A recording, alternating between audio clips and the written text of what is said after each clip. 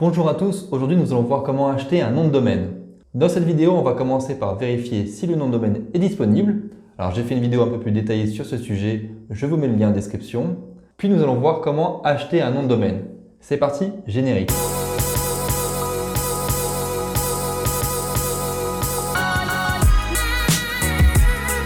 Alors, pour acheter un nom de domaine, vous devez d'abord vérifier s'il est disponible. Pour cela, je vous conseille d'aller sur le site Instant Domain Search. Je vous mets le lien en description. Alors, je vais sur le site et là, je vais chercher les noms de domaine qui sont disponibles. Donc, par exemple, si je prends Musco, je vois que le nom de domaine musco.com est déjà acheté. Je vérifie et je vois qu'il y a d'autres extensions qui sont disponibles. Alors, par exemple, le .com, .dev, .io et .org sont tous pris. Le .io, c'est le mien. Mais je vois qu'il y a d'autres extensions qui sont disponibles et que je pourrais donc acheter. Par exemple, .business, .me, .academy, .agency, etc.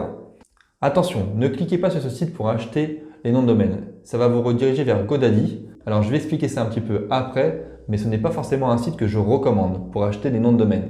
Du coup, où acheter un nom de domaine? Eh bien, vous pouvez acheter un peu partout. Il y a plein de registars, donc c'est-à-dire des sites qui permettent d'enregistrer les noms de domaine. Il y en a beaucoup de disponibles. Cependant, je ne les recommande pas tous. Alors voici les sociétés que je recommande pour déposer vos noms de marque.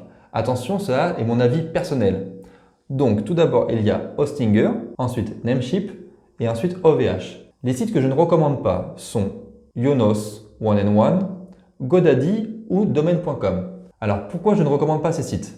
Tout d'abord parce que en général, quand on achète un nom de domaine, en général on va le prendre aussi l'hébergement avec. Et ces sites-là, je ne les recommande pas au niveau de l'hébergement. Il y a souvent des petites subtilités dans leur contrat ou alors leurs serveurs ne sont pas très puissants. Ils sont aussi parfois plus chers. D'ailleurs, conseil du jour, n'achetez pas un nom de domaine sans l'hébergement.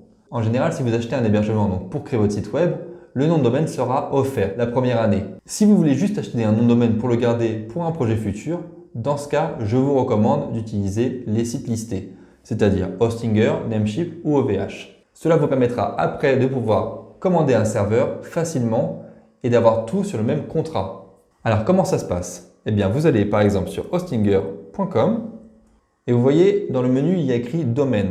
Donc là vous pouvez aller vérifier les domaines et vous pouvez aller acheter les domaines. Donc là je vais dans le menu et je clique sur vérificateur de domaine. Je vais taper musco.com, je fais une recherche et il va me dire que musco.com n'est pas disponible. En effet, musco.com est déjà acheté.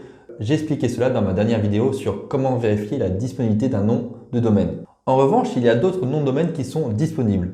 Alors vous voyez par exemple musco.online, musco.fr, Musco Conseil, ils proposent différentes extensions ou différents noms de domaine associés.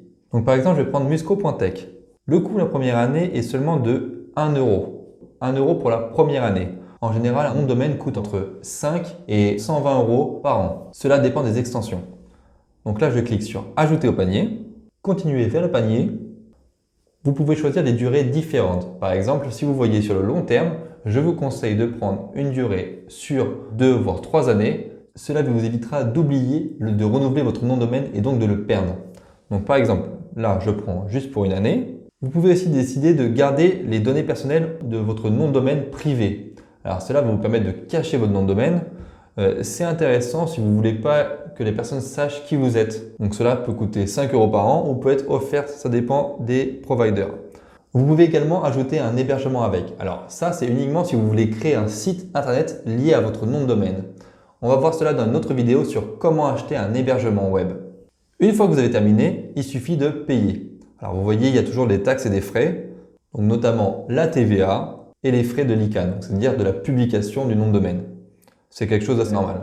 Donc là, le prix total est de 1,43 €. Les 19 € normales ont été pris en charge par Hostinger. Donc votre nom de domaine vous coûtera uniquement 1,43 € dans ce cas, au lieu de 24,80 €. Alors cela est uniquement pour la première année. Voilà, vous avez vu comment acheter un nom de domaine sur Hostinger. C'est la même chose pour l'ensemble des registars. Donc que ce soit Namecheap, OVH ou d'autres, par exemple comme One&One, GoDaddy ou par exemple Domain, où il y en a encore d'autres, ça sera toujours le même process.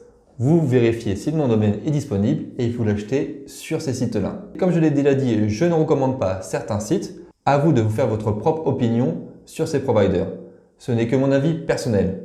Comme j'ai déjà dit, je vous conseille de prendre l'hébergement avec le nom de domaine, car le nom de domaine sera complètement offert la première année. Dans la prochaine vidéo, nous allons voir comment acheter un hébergement web. Voilà, cette vidéo est terminée. Si ça vous a plu, n'hésitez pas à lâcher un petit like, s'abonner et cliquer sur la cloche de notification pour recevoir les notifications des vidéos futures. Je vous souhaite une bonne journée, à bientôt.